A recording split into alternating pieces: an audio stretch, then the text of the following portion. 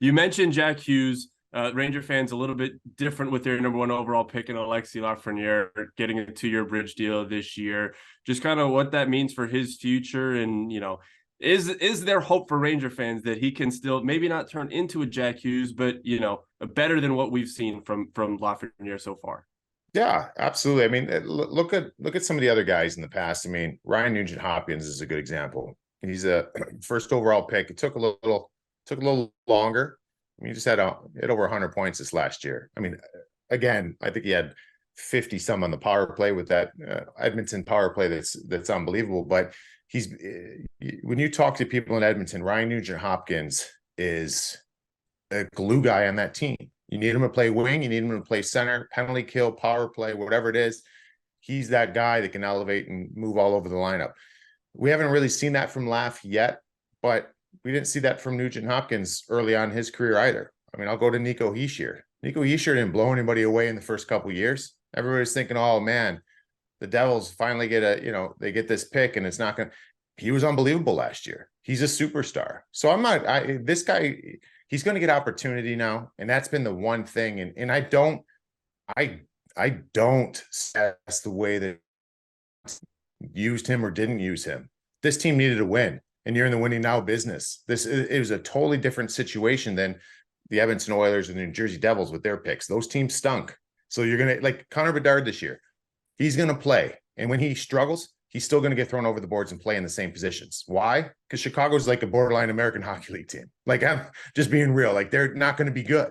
So you're going to play him through these things. Those kids didn't get to play through them because you were on a team that was 2 games away from the Stanley Cup Finals, and it was different. Now, and this is where it gets tricky with me.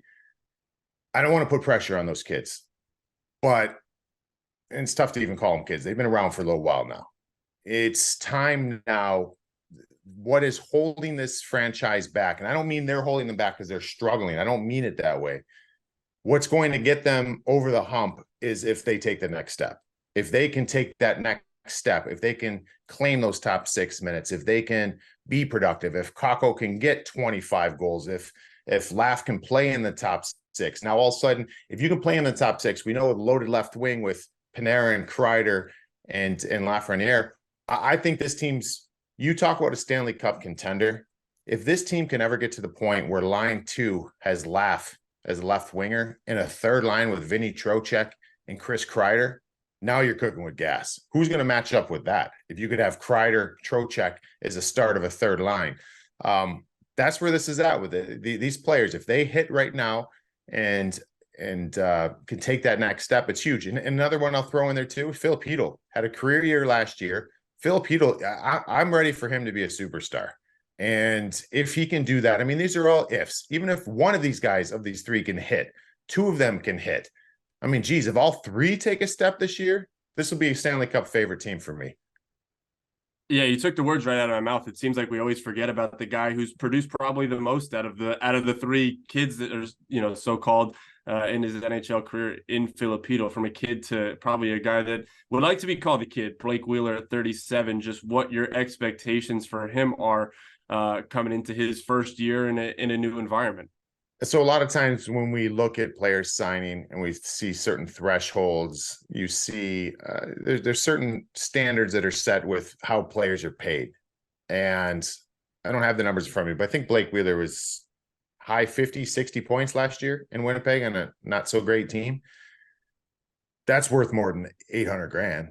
Like, they signed him for 800 grand. Like, this guy's he's going to provide. He's going to outplay that contract. I think that's pretty obvious. And he was obviously a leader in this league. He understands. He's a big body.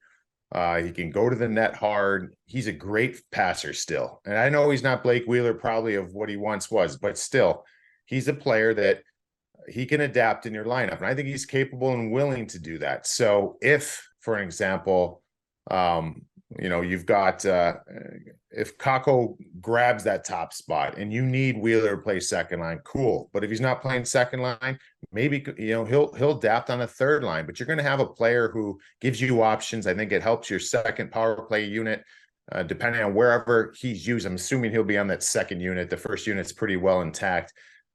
He just gives you options, and I just find that that is a phenomenal ad for this team. And yeah, I can't wait to watch play. But he's kind of an insurance policy too, because you never know. He might have to be line one right wing, and that's fine, because line one right wing, Blake Wheeler, he could put up 60, 70 points, and that's phenomenal.